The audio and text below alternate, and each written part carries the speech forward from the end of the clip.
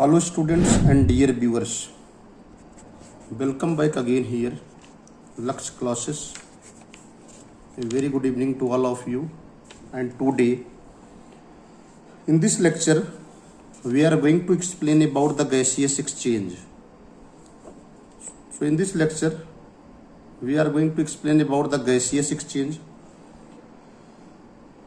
Gaseous exchange means that how the gaseous exchange occurs between the lungs alveoli and their surrounding blood capillaries.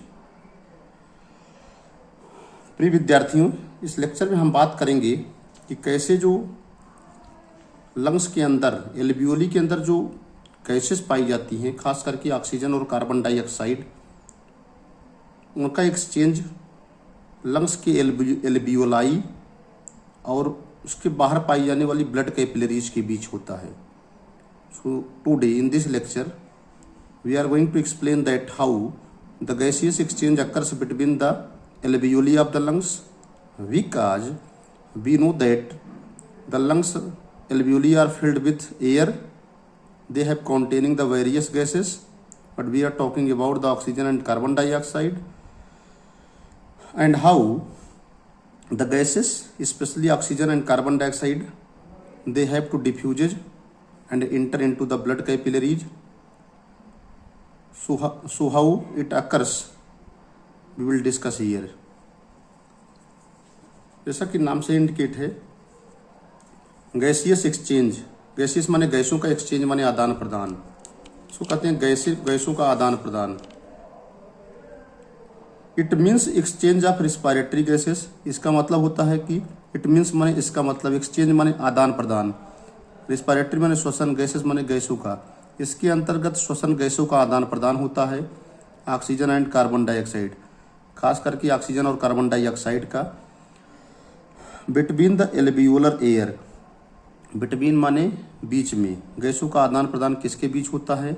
Alveoli के बीच में पाई जाने वाली air के बीच में, एंड एल्वियोलर ब्लड कैपिलरीज, और एल्वियोलाई के बाहर जो ब्लड कैपिलरीज पाई जाती हैं उनके बीच. So it is very clear that the exchange of respiratory gases, यहाँ पर श्वसन गैसों का जो आदान प्रदान हो रहा है, ऑक्सीजन और कार्बन डाइऑक्साइड का जो हो रहा है, वो एल्वियोलर एयर का तात्पर्य है एल्वियोलाई के अंदर पाई जाने वाली जो वायु है और एल्वियोलर ब्लड कैपिलरीज के बीच हो रहा है.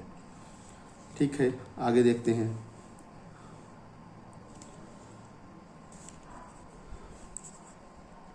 Second point, it occurs through the simple diffusion. Gaseous exchange जो भी होते हैं, इट माने यहाँ अकर्ष माने पाया जाता है, थ्रू माने द्वारा, सिंपल माने साधारण, डिफ्यूजन माने विसरण. तो गैसों का जो आदान प्रदान होता है वो साधारणतः विसरण, गैसों का जो आदान प्रदान होता है वह साधारण विसरण के द्वारा होता है, बाय डिफ्यूजन, विसरण के द्वारा होता है, बाय डिफ्यूजन मेम्ब्रेन, विसरण झिल्ली के द्वारा होता है, due to the pressure gradient. Pressure gradient माने होता है, प्रेशर माने होता है दाब. आप जानते हैं प्रेशर ग्रेडियंट का मतलब होता है दबाव के कारण, higher to lower concentration. Diffusion membrane is form by, diffusion membrane का मतलब होता है विसरण झिल्ली का निर्माण किसके द्वारा होता है? यहाँ पर देखिए एक डायग्राम दिया गया है, बीच में एल्वियोलर कैविटी है, ये पूरा एल्वियोलाई है. एल्वियोलाई राउंडेड स्ट्रक्चर होता है, जानते हैं. एल्वियोलर कैविटी का मतलब होता है एल्वियोलाई के अंदर जो गुहा होती है उसको एल्वियोलर कैविटी कहते हैं. एयर बाहर जाती है, एरो का निशान लगा है बाहर जाने वाला, ये एरो का निशान है अंदर आने वाला. अंदर आती है और बाहर जाती है. इसके बाहर आप देखिए ये ब्लड कैपिलरीज हैं, ये बेसमेंट सब्सटेंस है, ये आरबीसी है, ये ब्लड कैपिलरी दिखाया गया है, एल्वियोलर वॉल है. तो डिफ्यूजन मेम्ब्रेन किसके द्वारा बनेगी? स्क्वामस इपिथेलियम जो होती हैं एल्वियोलर वॉल की, वो बनाती हैं. Endothelium of alveolar blood capillaries मिलकर बनाती हैं basement substance between these two. देखिए बेसमेंट सब्सटेंस दीज टू. तो यहाँ पर दो मेन है, एक सबसे है एल्वियोलर वॉल, यहाँ पर स्क्वामस इपिथेलियम होगी. ठीक है, तो इस तरह से एल्वियोलर वॉल है और ये एल्वियोलर ब्लड कैपिलरीज हैं. ब्लड कैपिलरी दिखाया ही जा रहा है. ठीक है। अब नीचे देखिए, मेनली जो हमको समझना है, जो अंडरस्टैंड बहुत अच्छे से समझना है, what we have to be understand very well. सबसे मेन बात होता है गैसियस एक्सचेंज होता क्या है उसको समझिए, कैसे कार्बन डाइऑक्साइड का होता है, कैसे ऑक्सीजन का होता है, इस चीज़ को बहुत अच्छे से समझना है, ध्यान दीजिए। How the process of gaseous exchange occurs, देखिए यहाँ समझिए, PO2 का मतलब होता है partial pressure of oxygen. PO2 is 104 mmHg in alveolar air. Partial pressure जो ऑक्सीजन का होता है 104 mmHg होता है, Hg बने पारे का, पारे Hg से मेजर करते हैं। चूँकि पार्शियल प्रेशर जो ऑक्सीजन का होता है वो 104 mmHg होता है एल्वियोलर एयर के अंदर, एंड 95 mmHg होता है एल्वियोलर ब्लड कैपिलरीज के अंदर। ध्यान दीजिएगा, ये बहुत इंपॉर्टेंट पॉइंट है।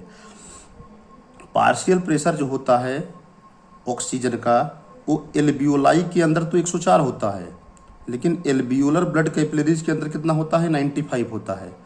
Due to this pressure difference, इस प्रेशर डिफरेंस के कारण, चूँकि एल्वियोलर के अंदर देखिए ये पूरा स्ट्रक्चर बनाया गया है, ये पूरा, तो एल्वियोलर एयर, चूँकि एल्वियोलराई कैविटी है, एल्वियोलर एयर कितना है, PO2 का कंसंट्रेशन 104 mmHg है इसके अंदर। बाहरी ब्लड कैपिलरीज है, इसमें PO2 कितना है, 95। अब क्या होगा, अंदर ज़्यादा है और ब्लड कैपिलरीज में कम, क्या है, कम। तो इस तरह से डिफ्यूजन के द्वारा एल्वियोलर एयर जो है वो एल्वियोलर कैविटी से आ जाएगी किसमें, ब्लड कैपिलरीज में।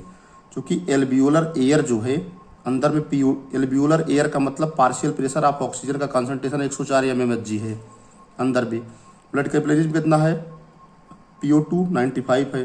तो एल्वियोलर एयर जो है एल्वियोलर कैविटी में ज़्यादा है और ब्लड कैपिलरीज में क्या है, कम। तो from higher to lower concentration diffusion हो जाएगा। ये देखिए बाहर किनारे किनारे क्या है, एल्वियोलर ब्लड कैपिलरीज है, अंदर क्या है, एल्वियोलर एयर है। एल्वियोलर ब्लड कैपिलरीज में ऑक्सीजन कितना है, 95। एल्वियोलर एयर जो है अंदर में कितना है, 104। अब देखिए यहाँ से फिर समझ लीजिए, पार्शियल प्रेशर जो है 104 mmHg होता है एल्वियोलर एयर के अंदर और 95 होता है एल्वियोलर ब्लड कैपिलरीज में। Due to this pressure difference, इस प्रेशर डिफरेंस के कारण 104 में से 95 घट जाएगा, बचेगा 9 mmHg। ऑक्सीजन डिफ्यूज कर जाएगी सराउंडिंग एल्वियोलर ब्लड कैपिलरीज में, कहाँ से, एल्वियोलर एयर से। कुल मिलाकर के अंदर जो एल्वियोलर जो अंदर में एल्वियोलर कैविटी है, आप जानते हैं कि एल्वियोली जो होती हैं राउंडेड स्ट्रक्चर होती हैं, गोलाकार संरचनाएं होती हैं, उनके अंदर एयर भरी होती है, उसके चारों तरफ ब्लड कैपिलरीज होती हैं। देखिए एल्वियोलर ब्लड कैपिलरीज है, ये स्ट्रक्चर है एल्वियोलर एयर। एल्वियोलर एयर के अंदर पार्शियल प्रेशर जो ऑक्सीजन का 104 mmHg है, जबकि एल्वियोलर ब्लड कैपिलरीज में ऑक्सीजन का कंसंट्रेशन कितना है, 95 है। अंदर ज़्यादा है और ब्लड कैपिलरीज में कम है।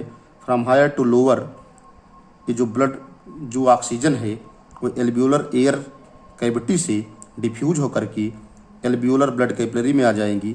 इस तरह से ऑक्सीजन इंटर कर जाएगी ब्लड कैपिलरीज में, यहाँ पे इंटर कर जाएगी, ठीक है। यहाँ एयर ज़्यादा है, एल्वियोलर ब्लड कैपिलरी में कम है, from higher to lower. Same way में देखिए PCO2, partial pressure of carbon dioxide कितना है, 40 mmHg है, किसमें, एल्वियोलर एयर में। देखिए एल्वियोलर है, यहाँ पर CO2 कम है, देखिए 40 mmHg है मात्र, देखिए, ठीक है। PCO2 is 40 mmHg in alveolar air and 45 mmHg in the alveolar blood capillaries. लेकिन एल्वियोलर ब्लड कैपिलरीज के अंदर कार्बन डाइऑक्साइड कितना है, 45 mm, देखिए यहाँ 45 है, ठीक है, यहाँ 45 है, यहाँ कितना है, 40। अब क्या होगा, due to this pressure difference 45 - 45 mmHg carbon dioxide diffuses into the alveolar air from the surrounding blood capillaries. अब क्या होगा, ये पूरी अंदर एल्वियोलर एयर कैविटी होती है, तो एल्वियोलर एयर के अंदर पार्शियल प्रेशर कार्बन डाइऑक्साइड का 40 mmHg है, जबकि जो बाहर की तरफ एल्वियोलर ब्लड कैपिलरीज हैं इनके अंदर कार्बन डाइऑक्साइड का कंसंट्रेशन जो है 45 mmHg है। तो एल्वियोलर एयर के अंदर 40 mmHg है, एल्वियोलर ब्लड कैपिलरी के अंदर 45 mmHg है। तो यहाँ प्रेशर डिफरेंस है, एल्वियोलर ब्लड कैपिलरी में कार्बन डाइऑक्साइड ज़्यादा है, एल्वियोलर एयर के अंदर कार्बन डाइऑक्साइड क्या है, कम। यहाँ 40 है, अब एल्वियोलर ब्लड कैपिलरी में कितना है, 45। तो इस तरह से एल्वियोलर ब्लड कार्बन डाइऑक्साइड क्या करेगी, वो डिफ्यूज हो जाएगी। कहाँ से, एल्वियोलर ब्लड कैपिलरी से चली जाएगी एल्वियोलर एयर में।